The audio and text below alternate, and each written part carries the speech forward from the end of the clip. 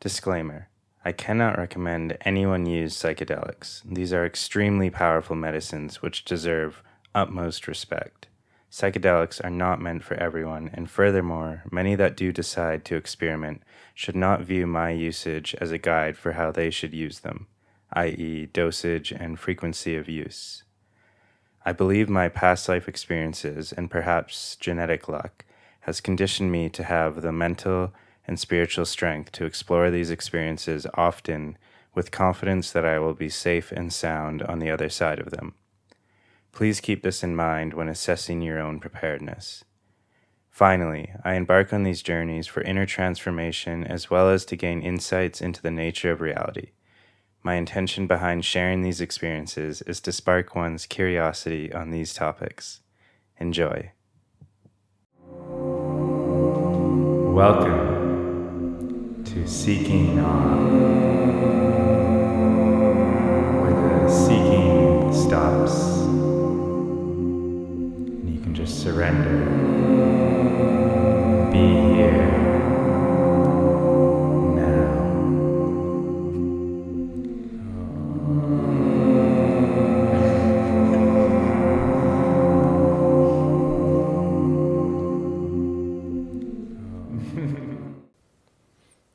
Hello everyone, welcome to another episode of Seeking Awe.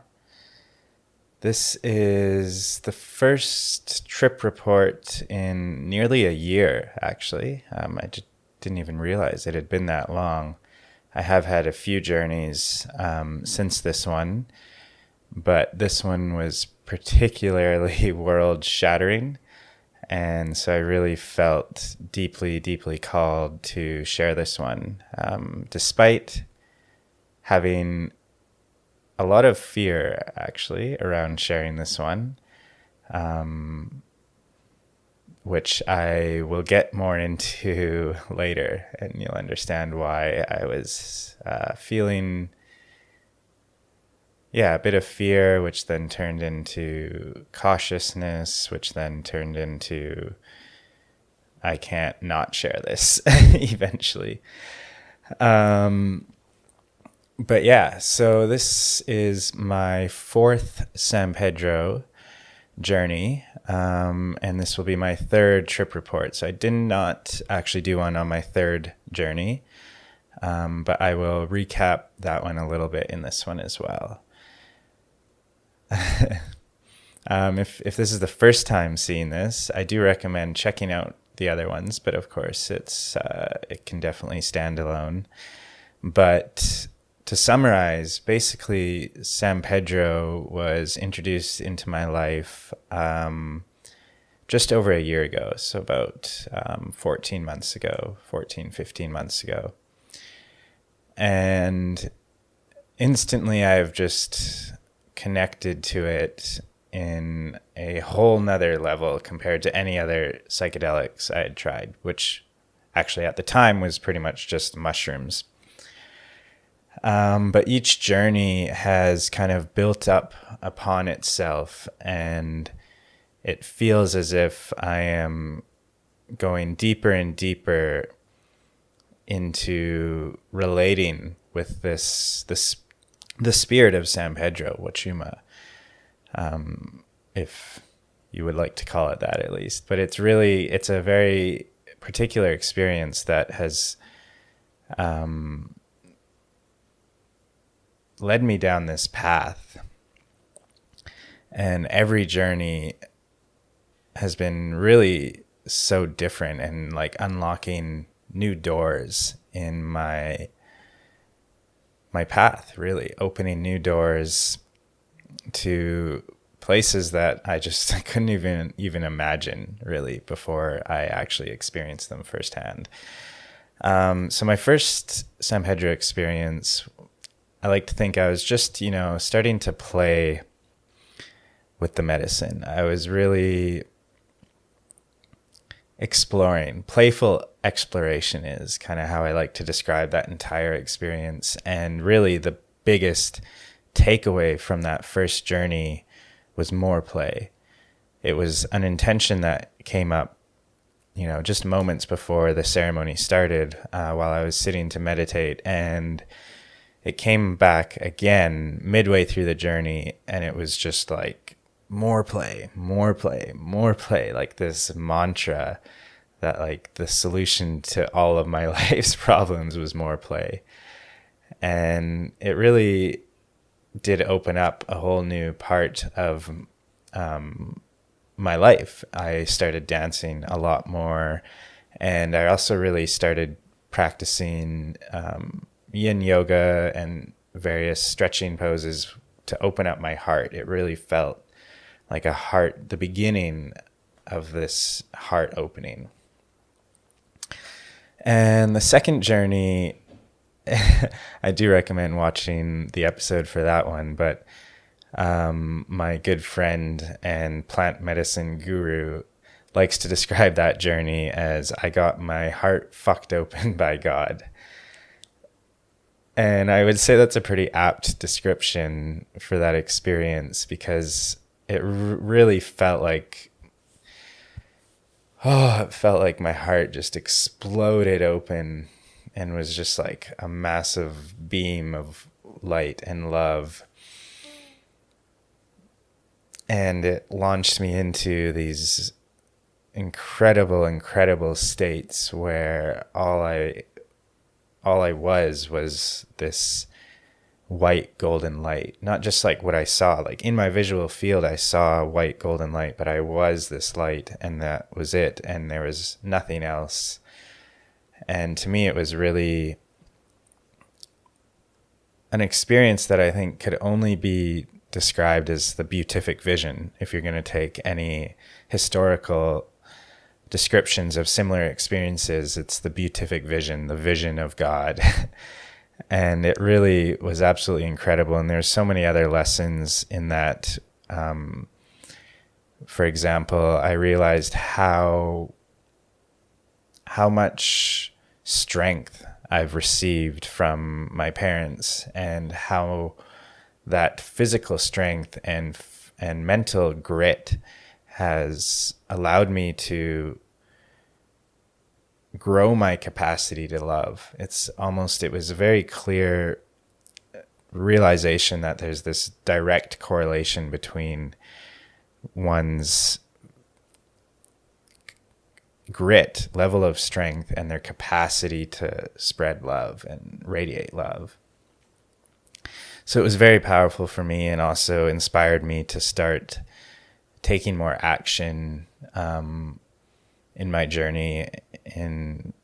For example, it was, I think, a big reason which led to this endurance challenge that I embarked on. I just realized I was having many visions and ideas for my future and not acting on them, and that was a huge motivator for that.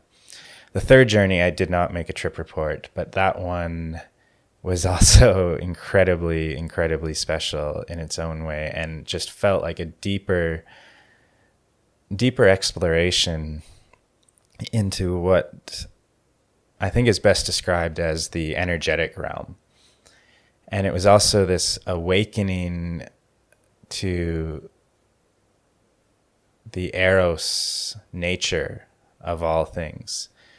And what I mean by that is, like, I essentially was deriving pleasure from absolutely everything, like from rubbing my face to stretching my body and squeezing. And there's like this deep recognition that everything is pleasure. That pain is actually only just a resistance to what is, and that as soon as you surrender fully to what is, it becomes pleasure. And that the more we actually feel this pleasure, the more we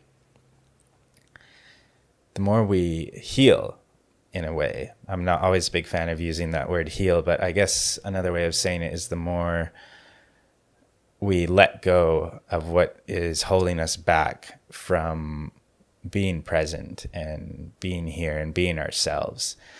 And so it's just this radical awakening to how everything is pleasure, everything is love, really, in the most fundamental way that I can imagine. Every sensation we have is just a manifestation of love.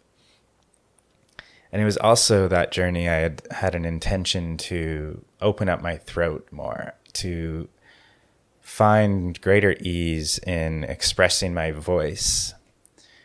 And that is related to this podcast and these videos, but also singing.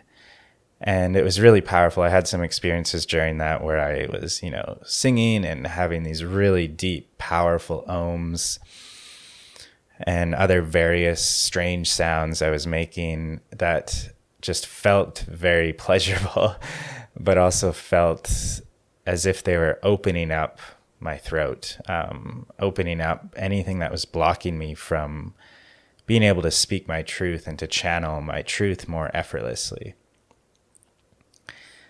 And it was really powerful, and that led to eventually reaching out to a friend to help me create a little podcast intro and outro for this, which you'll hear on these. But the intro and outro was made during the week following that journey, and it was, just a very powerful experience, and felt like the beginning of awakening my voice in many ways. And I've continued to cultivate that, which has been very powerful in my journey. Now, this fourth journey has really blown me away, and it has felt like a call to explore deeper. If I had not already, been on that path to explore this medicine deeper, which in many ways I have, now it's like a call to really explore deeper. I felt as if I tapped into some skills that we all hold, really, but that I discovered within me that just radically changed my view of reality. If I were to sum it up in a single sentence, it would be magic is real. 100%. Like, magic is real. And I already had this sense, that there's really incredible things that happen in this world that didn't fit my previous paradigm of how things work. I've probably talked some on this podcast about synchronicities and just how magical this path seems to be, all the deep meaning behind the experiences that one has when they really surrender to this spiritual path. But the level of magic that I experienced in this journey was a step higher than what I'd ever thought possible. And it's forced me to understand, or to seek to understand deeper, how this actually fits in my understanding of reality. Because I don't believe science is actually wrong in anything that they've discovered, but I just think that there's more to the picture that science hasn't quite opened its mind up to enough yet. And I think that even with the stuff we understand now about quantum physics and parallel universes and all of these things actually provide a good map to understand some of these magical experiences, which I'll share more about soon. But I'll start with the beginning of the journey. And my intention for this journey, one of them was to solve my procrastination. It's something that has really been plaguing my experience, my path. It's stunting my growth. I'm always procrastinating. And so that was one of my clear intentions, like trying to get to the bottom of this illness, basically, like this constant procrastinating of things that I really want to do. And then another was to practice stillness.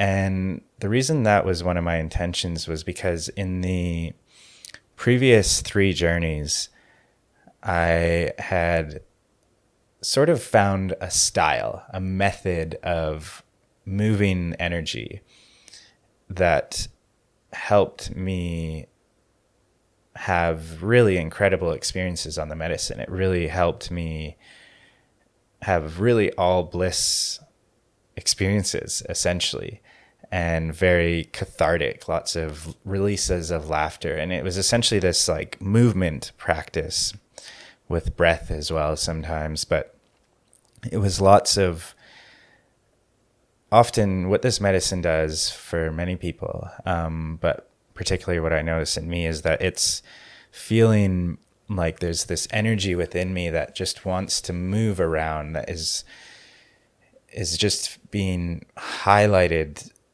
deeply by the medicine. It's like, focus on this, look at this.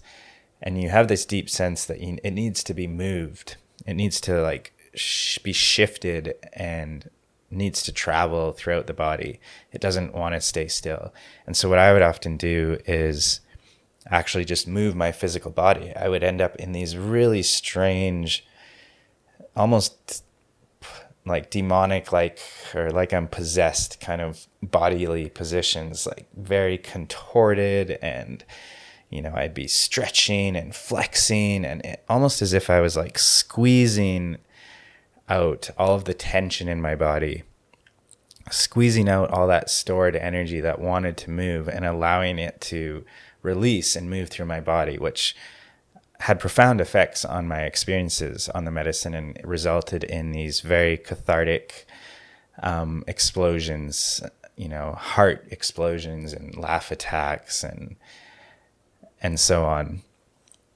But leading up to this journey, I was feeling very physically sore. I think I must have had just a poor sleep, and my neck was incredibly sore. And I'd also had a tattoo actually 2 days prior, like a big giant tattoo along my rib cage. And so because of those 2 reasons, moving in the way I usually move in these journeys wasn't a wise idea. I would have, really ruined my tattoo's healing process and potentially injured my body. And so in some ways I was forced to make this intention. But it was also something that I was excited about exploring, and sort of an idea that I had been thinking about prior to this journey anyways. And so it's kind of funny how it worked out the way it did, and how my body was telling me that this is what you're going to practice. And so I practiced stillness. So instead of doing my really extreme movements, which there was still some movement, it was very hard not to. It almost feels like on this medicine, it takes over at times, and my body just deeply, deeply wants to move in a certain way. But I managed to use my mind to move the energy in my body more than moving my physical body. And so sometimes that also meant controlling my breath differently. And I was doing lots of like really deep breaths, and then like on the exhale, kind of having this like dance with how it exhales. So it'd be like,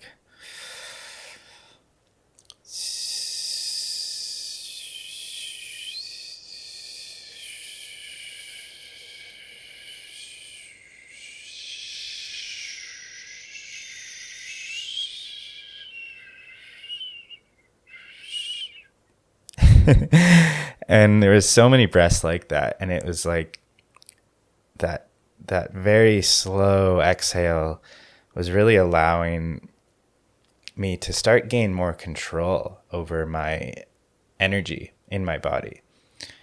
And again, it would also result in some of these cathartic explosions of laughter. And it felt like I was starting to go deeper into the medicine than I'd ever gone prior, or at least in a particular realm of it. Because, my Heart Fucked Open by God experience was also incredibly deep in ways that this experience didn't exactly have. It was just different. But this, I was deeper into what I would call the energetic realm and gaining, like, as if I was learning new skills on how to control my energetic field. And it was just resulting in these very interesting experiences, some which I'm still failing to have the words for, even after 3 weeks of contemplating these. And so this part of the journey, this sort of initial phase of exploring my energetic field, is one that's just difficult to describe. But I felt as if I was feeling and communicating to the others in the group without actually communicating, just from my energetic field. And I remember actually having the sense there was 2 guides and then 3 friends, close, good friends. And one of those friends has also, practiced with psychedelic medicines a lot and serves them. And I remember having this sense that as I was starting to gain more control over my energetic body or energetic field, that I understood that the people guiding me and this other person who has also guided people in these journeys already had this level of control.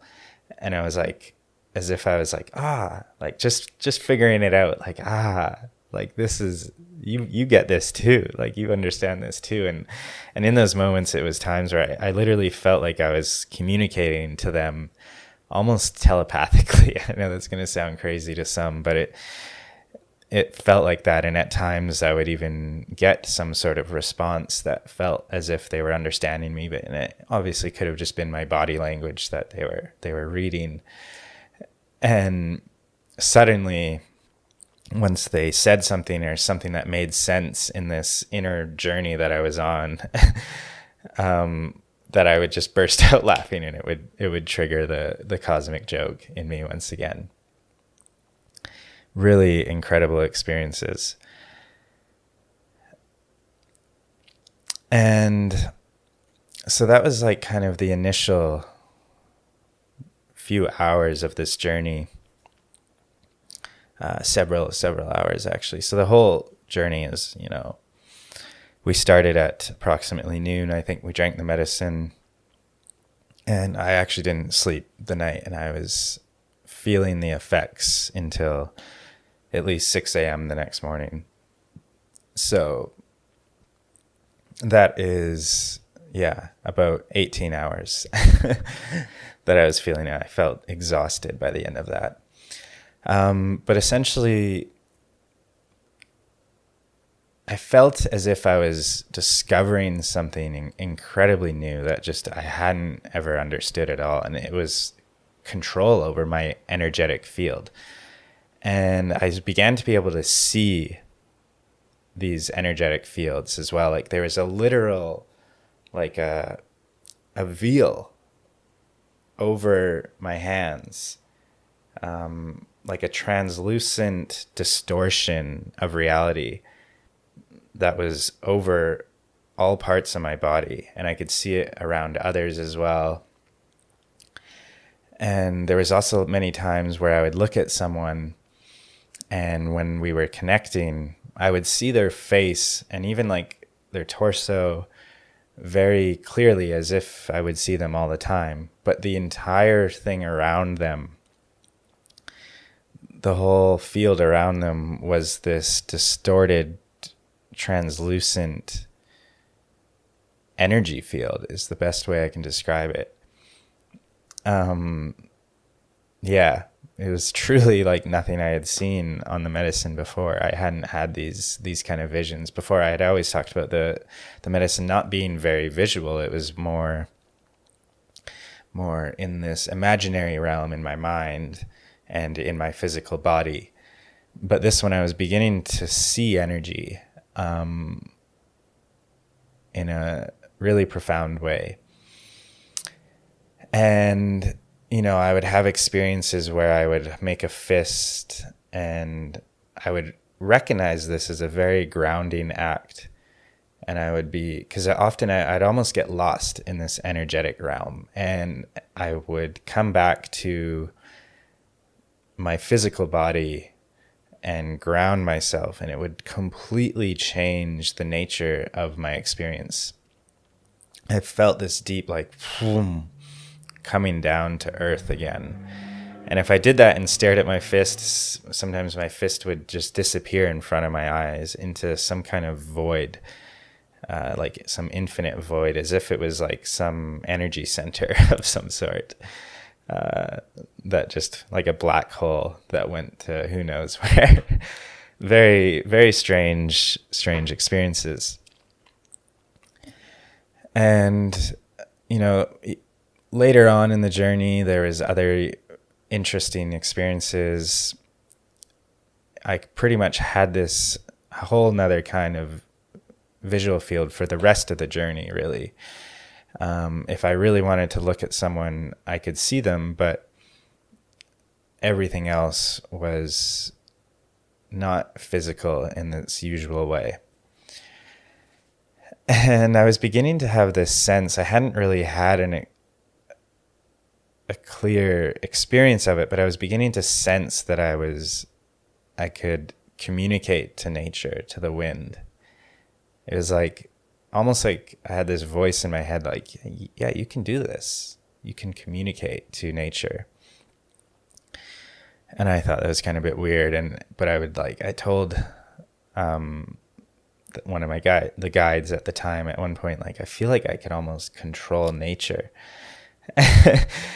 It's just this weird, I have this deep, deep connection to nature. And a couple hours after that, as it's already past dark, the sun is set and it's kind of slowing down, I was continuing to play with this connection to nature. And essentially, I began deeply, deeply connecting with the wind. And I would say at first, I was just mirroring the wind. So anything that was happening in the wind, I was allowing, just surrendering to like the sound of the wind, essentially, and allowing that to guide how the energy in my body moves. So it was like, in a way, my energetic body was dancing with the wind. And I was playing with that for a while and beginning to have experiences where it felt like I could actually control it or guide it. I couldn't turn it off or on, but I could suddenly decide to move energy in a more powerful way in my body. And then we'd get this big gust of wind. And it was blowing my mind. And I was very still like aware and skeptical and like playing with this thing that was happening to me. I'm like, how could this be? And I remember, eventually continuously proving to myself that I was actually dancing with the wind. And it over the hours that I was playing with it, the wind was getting more and more electric, more and more energized, more and more power. And all these little mini flurries were becoming more patterned, more intricate, more complex. And I remember there was times, these moments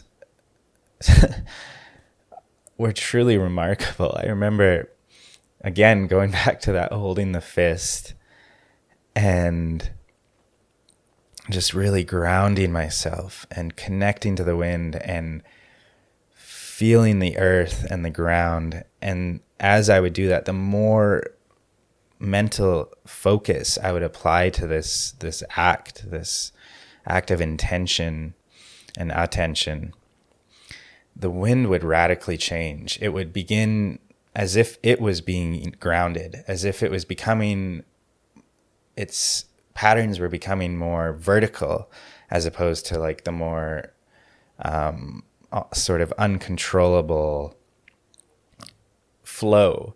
It was like they were the wind was reaching the earth, and it was like grounding the wind.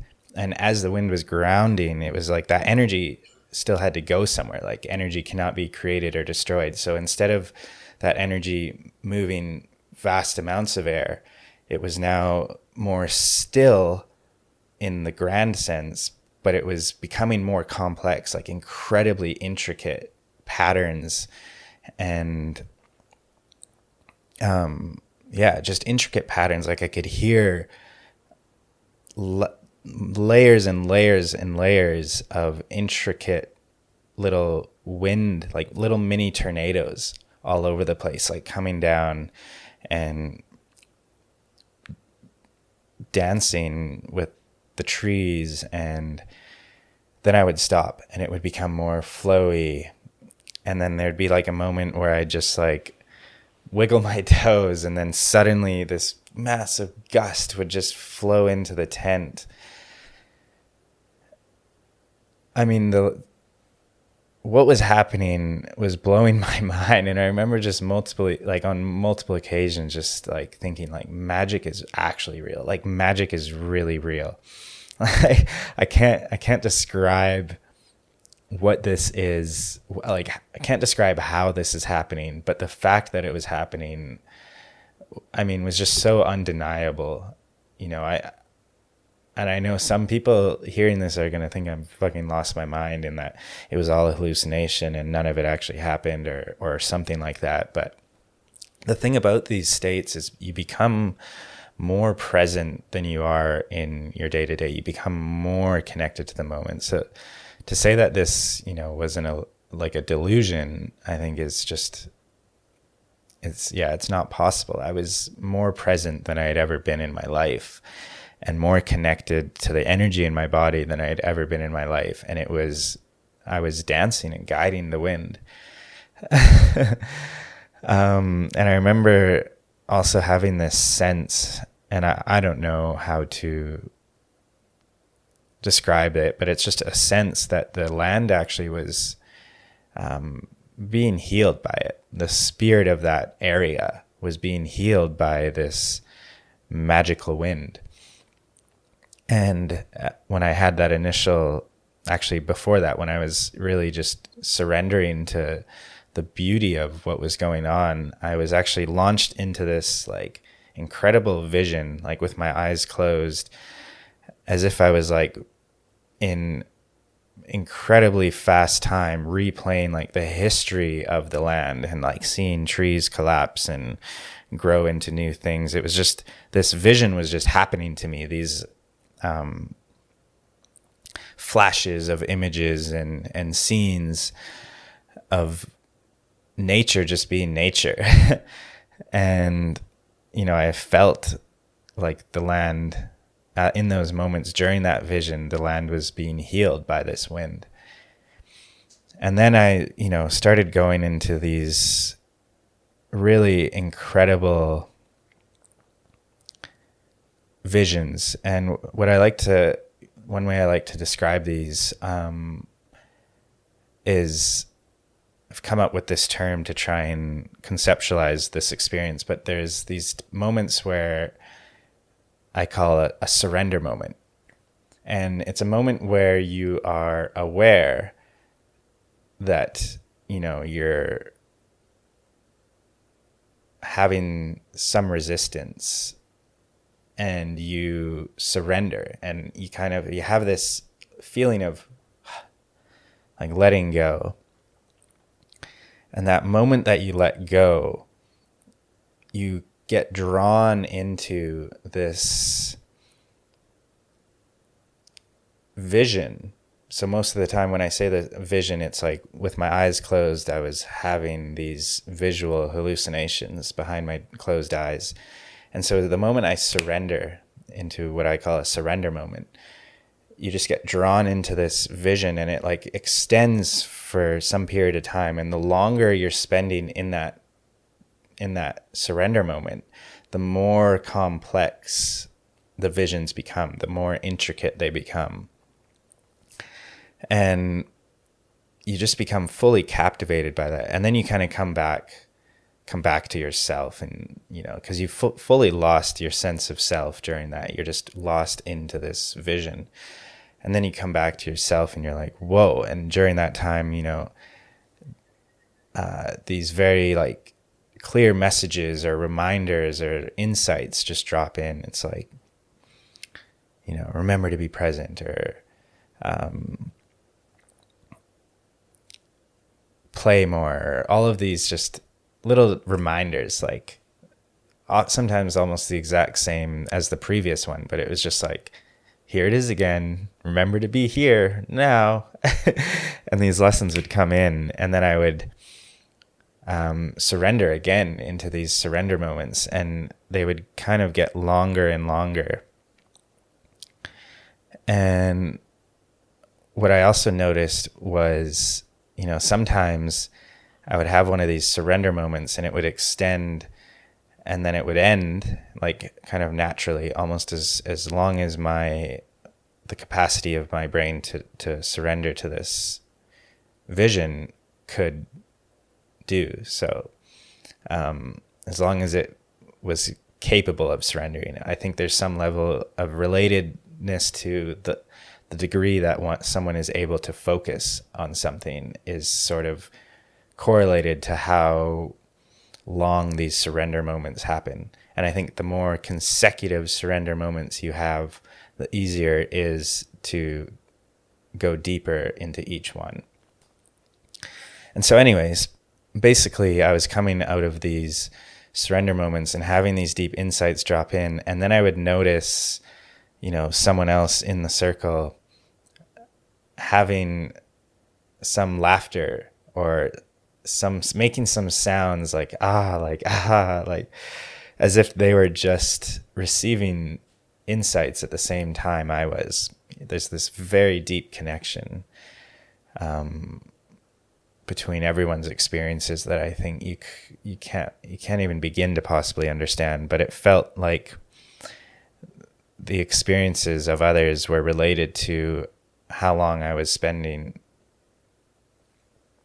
But it felt like we were very much tied into these same surrender moments, and probably, if I were to guess, having similar messages at these similar times. This is truly incredible. And it also is kind of how I've been trying to understand, how does this experience of controlling the wind even happen? And I've been studying for a while the nature of reality, but in particular, I've been looking into more the implications of the current physical model of the universe.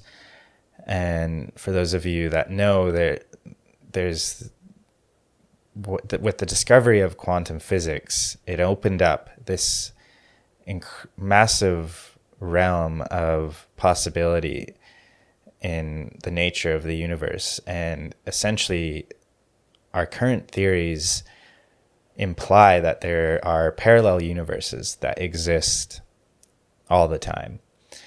And that essentially there's universes almost exactly like ours that change only slightly in the different decisions that someone makes in every moment. So there's like essentially a universe out there that exists that has a being that made the opposite decision that you made in every single moment.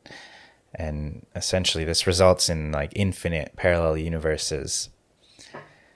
And, there's an incredible physicist by the name of Max Tegmark. He's very well respected and has written this book called The Mathematical Universe Hypothesis. And he dives deep into these parallel universes. Like the level 1 multiverse is one in which it has the same physical laws as we do, but has slight differences in its in the events that happened in it. And there's infinite levels of that. And then the level 2 multiverse is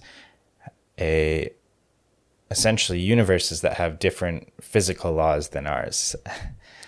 It begins to get very, very wild. But to get to the point, I believe that what was happening when I was guiding the wind was that, at least my theory, I believe I was tapping into a parallel universe in which everything was more aligned, more connected, more patterned, more complex, and connected and patterned and complex in a way that precedes physical space and time. So in these other universes, there's connections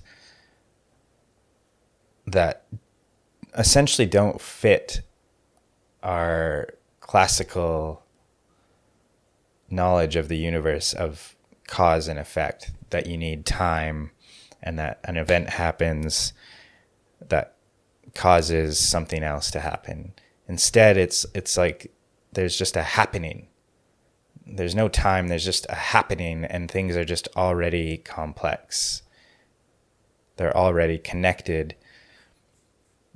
And that there's relationships between events in time that couldn't be explained by cause and effect. So what I think is we're tapping into moments, we're tapping into universes that are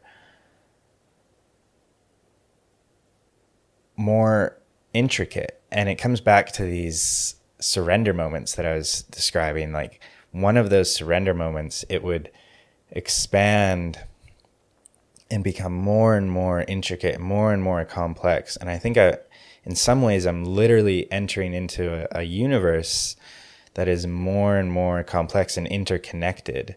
And that it's like the outer universe is reflected to what is happening in my inner universe. It's so deeply connected that what is happening in me is happening out there. And that I think essentially my inner energetic body and my thoughts and the sounds that I was hearing was connecting to the wind, and the wind was then deeply tied in some sense to my inner world. I mean, these concepts are something that I still need to explore much deeper, and I'm sure I'll be trying to understand these more and more the more I continue onto this journey and this path of understanding the nature of reality. But yeah, I think if I were to try and think of some takeaways other than sort of opening up my mind to whole other realms of possibilities, that, magic is real. Some other takeaways was that I'm being called. I feel like I'm being called deeper into this path, to essentially explore the art of shamanism, explore the art of learning to control my energetic body and how I can use that to heal myself and to act and be with more grace in this world, but also how I can use that to help others. So I think that was one massive takeaway, and I plan on exploring much, much deeper with these medicines and sharing as much of those journeys as I can. And I also, I've had some ideas, what's the point of controlling the wind? And there's one point during the journey where I had this sense this vision of multiple pockets of people controlling the weather all over the planet. And I thought, like, maybe one day that's some way that we can convince the world that magic is real, is to have some sort of global journey, perhaps psychedelic influence, but also just meditators and so on, with this shared intention of presenting undeniable evidence of magic to the world and having like teams of scientists to explore it. But of course, there's many dangers and risks to that, because we don't want to be causing natural disasters with our minds, if that's even possible. But I've had many crazy ideas. Like, if this is all real, I mean, the possibilities seem infinite. If you are to believe me that I did actually control the wind with my mind, then perhaps it's not too far of a stretch to believe that if thousands of people around the planet are doing this, that in some way we can reverse the effects of global warming. Maybe. I don't know. But it's really going to take much deeper exploration into this. And so I'm very excited. I'm very, very excited for where this is going to take me. And I cannot wait to bring you guys along with me.